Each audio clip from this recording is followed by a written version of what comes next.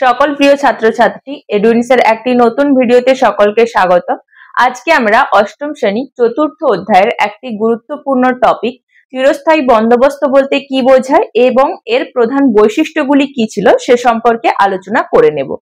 চিরস্থায়ী বন্দোবস্তটি কি ছিল না, যখন ব্রিটিশরা ভারতবর্ষের শাসন ব্যবস্থা শুরু করেছিলেন, তারা কৃষি ব্যবস্থাকে বোঝার জন্য বা কৃষি ব্যবস্থাকে সঠিকভাবে পরিচালনা করার জন্য একটি বিভিন্ন ধরনের ব্যবস্থা চালু করেছিলেন, যার মধ্যে একটি হলো চিরস্থায়ী বন্দোবস্ত।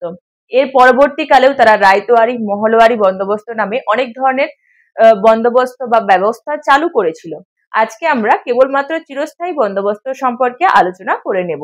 চিরস্থায়ী বন্দোবস্ত চালু করেছিলেন লর্ড কর্নওয়ালিস 1793 খ্রিস্টাব্দে এবং এ সম্পর্কে অনেক বোঝাপড়া বা আলাপ আলোচনাও রয়েছে। মূলত রাজস্ব সঠিকভাবে আদায় করার জন্যই বাংলা, বিহার, ওড়িশার সমস্ত জমি বা জমিদারিদের সম্পত্তির মধ্যেই এই ব্যবস্থাকে আনা হয়েছিল। মূলত বাংলা, বিহার এবং ওড়িশাতে এই ব্যবস্থা চালু হয়েছিল এবং এটি চালু হয়েছিল 1793 খ্রিস্টাব্দে। এই ব্যবস্থার মূল বৈশিষ্ট্যগুলি কি ছিল না, নির্ধারিত রাজস্ব। ব্রিটিশ সরকার জমিদারদের রাজস্ব বেঁধে দিয়েছিল, অর্থাৎ ব্রিটিশ সরকার সরাসরি কৃষকদের থেকে কোনো রাজস্ব আদায় করত না। তারা মিডিয়েটর বা মধ্যপন্থী হিসেবে জমিদারদেরকে ব্যবহার করত। তারা জমিদারদের থেকে রাজস্ব আদায় করত এবং জমিদারকেই তারা জমির মালিক হিসেবে ঘোষণা করেছিল। সেখানে তারা কৃষককে কিন্তু জমির মালিক হিসেবে দেখতো না বা ঘোষণা করছিল না। নির্দিষ্ট সময়ের মধ্যে যে পরিমাণ রাজস্ব তাদেরকে বেঁধে দেওয়া হয়েছিল, সেই পরিমাণ রাজস্ব তাদেরকে আদায় করতে হতো কৃষকদের থেকে। এই আদায়টি কিন্তু করতো, যে রাজস্বটি আদায় করতো সেটি করতো জমিদাররা। এর মধ্যে ব্রিটিশরা বা ইংরেজরা সরাসরি কৃষকদের সাথে কোনো যোগাযোগ রাখতো না। দ্বিতীয়ত কি না, সূর্যাস্ত আইন। সূর্যাস্ত আইন কি না, এই রাজস্ব জমিদারদের থেকে নেওয়ার জন্য, মানে ব্রিটিশরা জমিদারদের থেকে এই রাজস্ব নেওয়ার জন্য একটি বিশেষ আইন প্রচলন করেছিলেন, যেটিকে সূর্যাস্ত আইন বলা হয়। এটিকে সূর্যাস্ত আইন কেন বলা হয় না, ব্রিটিশরা যে পরিমাণ রাজস্ব তারা ধার্য করে দিচ্ছে এবং নির্দিষ্ট দিনের মধ্যে, হয়তো বলা হলো যে 6 মাসের মধ্যে ওদেরকে যে পরিমাণ হয়তো 40 টাকা 50 টাকা আদায় করতে হবে, ওইটি 6 মাসের কোন দিনের মধ্যে আদায় করতে হবে সেটিকেও তাদেরকে বলে দেওয়া হতো। তো ওই নির্দিষ্ট দিনের সূর্য ডোবার আগে তাদেরকে ওই প্রাপ্য রাজস্ব কোম্পানির খাতাতে জমা করতে হতো।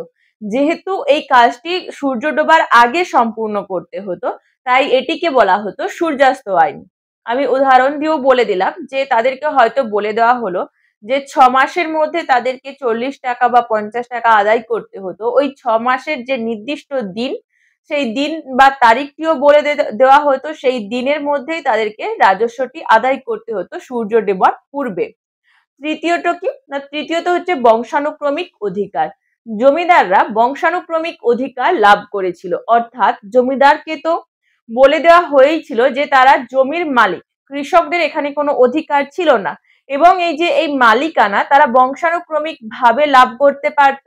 অর্থাৎ বর্তমানে যে জমিদার রয়েছে তার পুত্রও পরবর্তীকালে জমিদার হতো, তার প্রপুত্রও পরবর্তীকালে জমিদার হতো এবং তারা এইভাবে বংশ পরম্পরায় কৃষকদের থেকে রাজস্ব আদায় করতে থাকো, যে কারণে এটিকে বলা হয়েছিল বংশানুক্রমিক অধিকার তারা লাভ করেছিল। এখানে কিন্তু কৃষকদের জমির ওপর কোনো মালিকানা ছিল না এবং ব্রিটিশরা সরাসরি জমিদারদের থেকে কোনো প্রকার কোনো অর্থ বা রাজস্ব আদায় করতো না। চিরস্থায়ী বন্দোবস্তের মাধ্যমে ব্রিটিশ শাসনকালে রাজস্ব ব্যবস্থা এবং কৃষি ব্যবস্থার এক নতুন পর্যায় গঠন করা হয়েছিল বা গঠিত হয়েছিল। আজকের এই ভিডিওটির মাধ্যমে আমরা আলোচনা করে নিলাম চিরস্থায়ী বন্দোবস্ত, কিছু বৈশিষ্ট্য, যেটি ব্রিটিশ শাসনকালে ভারতে কৃষি ব্যবস্থাকে পরিচালনা করার জন্য অতি গুরুত্বপূর্ণ একটি কৃষি ব্যবস্থা। আমাদের আজকের ভিডিওটি এই পর্যন্তই। ভিডিওটি কেমন লাগলো জানিও। যদি কোনো প্রশ্ন থাকে কমেন্টের মাধ্যমে জানাতে পারো। আরো এই ধরনের শিক্ষামূলক ভিডিও পেতে আমাদের চ্যানেলটিকে সাবস্ক্রাইব করুন এবং ফেসবুক পেজটিকে ফলো ও লাইক করুন। ধন্যবাদ।